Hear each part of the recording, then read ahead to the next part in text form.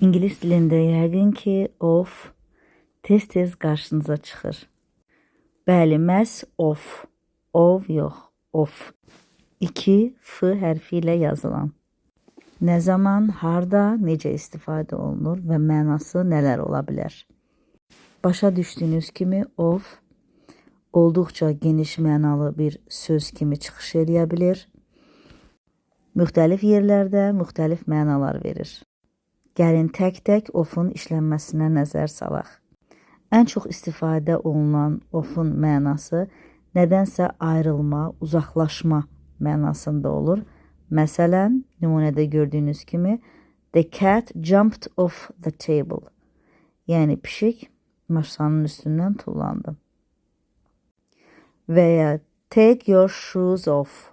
Yəni ayaqqabını soyun, çıxart. Cihazların söndürülməsini ifadə etmək istəyəndə də off köməyimizə gələcək.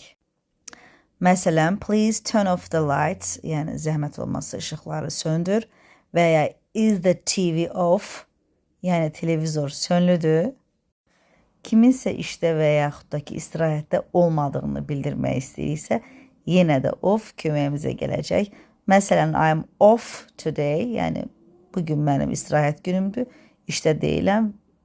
Və ya he took a day off, yəni o işdə deyil anlamında izin götürüb.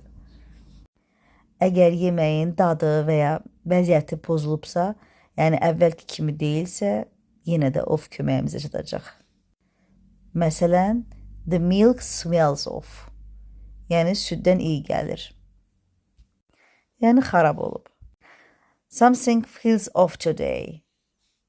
Yəni özümü nəsə yaxşı hiss eləmirəm, düz getmir işlər.